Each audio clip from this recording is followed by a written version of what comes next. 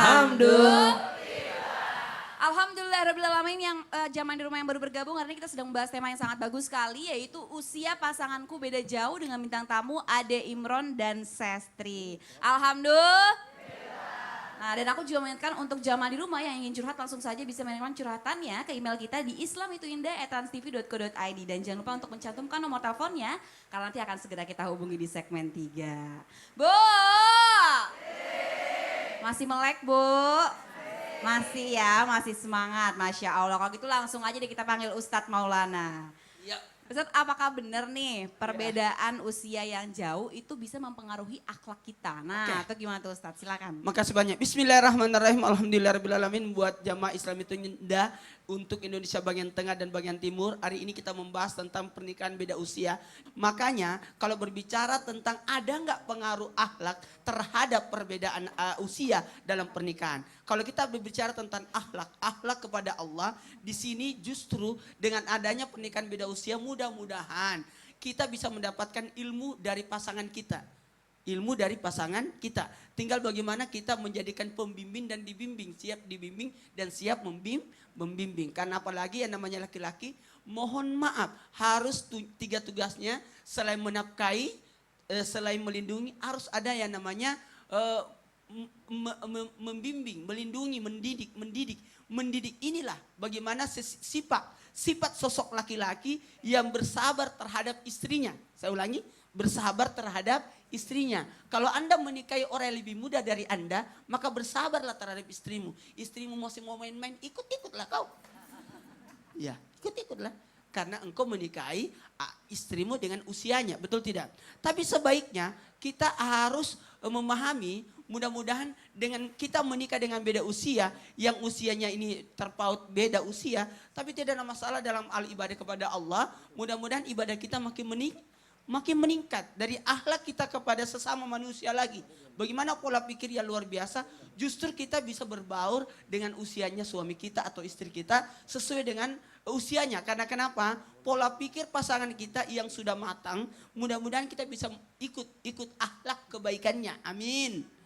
Amin. Jadi dalam Islam itu indah, sekali lagi Islam itu indah. Bagaimana kita memperkenalkan Islam secara indah, melihat situasi yang mungkin orang di luar sana, kok bisa? Ya bisa. Sebagaimana Mas Ade sama istrinya, alhamdulillah 15 tahun, yang beda usia 21 tahun. Alhamdulillah bisa bertahan. Dan ada akhlak kepada lingkungan. Mudah-mudahan, mohon maaf, ada yang namanya pengertian terhadap pasangan. Makanya istri disuruh taat, sementara suami disuruh bersabar. Ketaatan kepada suami, alhamdulillah, mudah-mudahan ibu-ibu masuk surga atas ketaatannya. Begitu pula suami mendapatkan kemuliaan atas kesabaran menghadapi pasangan. Karena mohon maaf, tua ataupun muda, yang jelas bagaimana kita menyikapi persoalan rumah tangga dalam bentuk akhlak. Liutami makarimal akhlak, itu yang sangat penting. Bagaimana kita bersikap santun, memuliakan, itu aja sih sebenarnya. Mudah-mudahan tidak menjadi sesuatu yang komplik, walaupun memang ada permasalahan terjadi ketika orang menikah setelah beda usia dalam akhlak itu sendiri. Masya Allah, terima kasih banyak Ustadz Maulana. Bu! Jadi Masya Allah sekali ya Bu ya, tadi Ustadz Maulana sudah menjelaskan bahwa pola pikir kita ketika kita sudah menikah, apalagi dengan usia yang beda jauh, itu menjadi berubah ya Bu ya. Apalagi suami bersabar kepada kita dan kita taat kepada suami. Dan kata Ustadz Maulana kita mendapatkan kemuliaan atas kesabaran kita. Masya Allah ya Bu ya. Ya nggak Bu? Aduh, masih semangat nggak nih? Semangat! Nah, Masya Allah. Nah sebelum kita lanjut ke tausiah berikutnya, kita kasih kesempatan dulu nih untuk Mbak Sestri dan juga Mas Ade yang mungkin mau nanya nih sama Ustazah. Silakan. Assalamualaikum warahmatullahi wabarakatuh. Waalaikumsalam warahmatullahi wabarakatuh. Ustadz, saya mau nanya, saya punya teman dekat gitu. Jadi dia juga mau menikah dengan yang beda usia lebih jauh. Gitu. Tapi orang tuanya tidak menyetujui.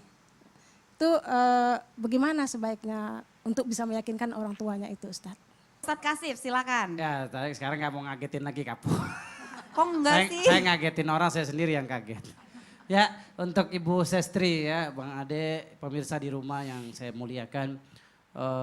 Kalau ada seseorang yang melamar anak kita lihat agamanya bagus. Tapi karena mohon maaf kita nggak serak karena dia orang miskin, karena dia bukan siapa-siapa, nggak punya jabatan. Akhirnya kita nggak mau nikahin anak kita. Itu naudzubillah, pandangan yang menurut saya mohon maaf sangat sempit.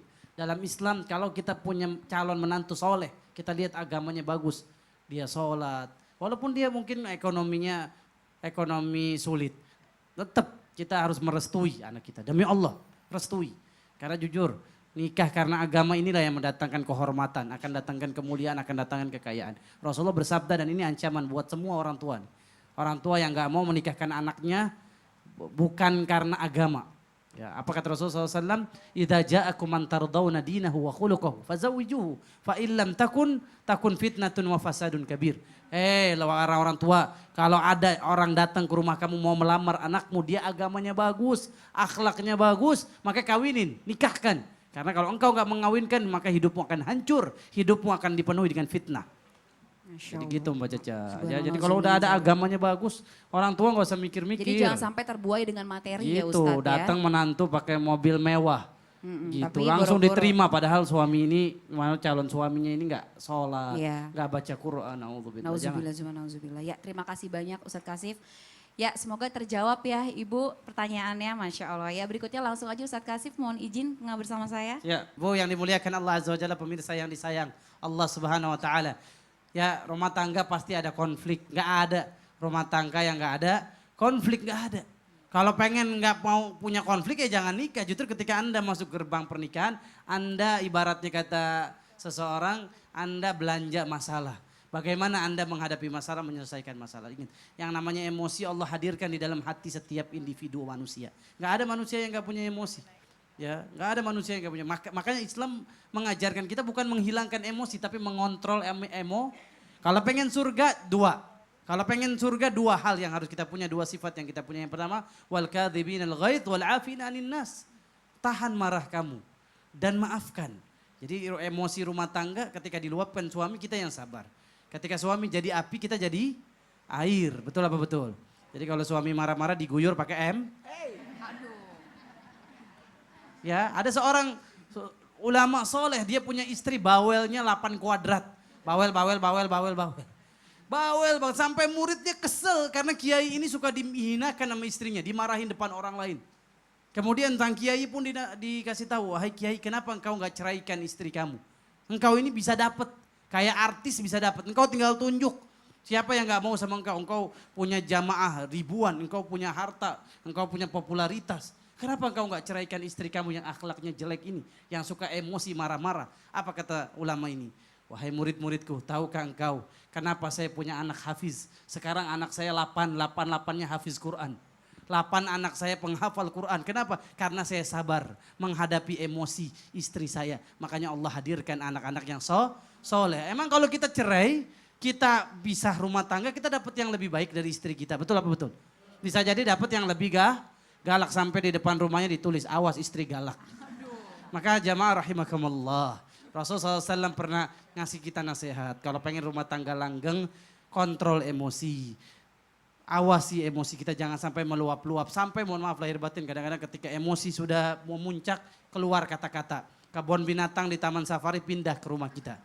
Nah untuk ingat, setiap perkataan yang keluar, kalau itu kotor Allah benci. Innallaha yubghidul fahishal badi. Allah membenci perkataan yang kotor, perkataan yang jorok Allah benci. Makanya kontrol emosi kita. Ketika kita emosi, kalau berdiri duduk. Kalau duduk masih marah juga tiduran masih marah juga wudu. Masih marah juga sholat 2 rakaat. Tuh Islam mengajarkan ketika kita emosi, syaitan masuk ke dalam diri kita. Jin masuk ke dalam diri kita. Dan ingat syaitan tercipta dari api dan api padam dengan air wudhu. Rumah tangga yang banyak emosinya, banyaklah menunaikan sholat. Dan tidak ada yang menunaikan sholat kecuali orang-orang beriman. La yuhafidhul wudhu illal mu'min. Tidak ada yang bisa menjaga wudhu kecuali dia orang-orang yang benar-benar keimanannya. Masya Allah. Amin amin ya rabbal alamin. Terima kasih Mbak banyak Caca. Ustadz Kasif. Bu.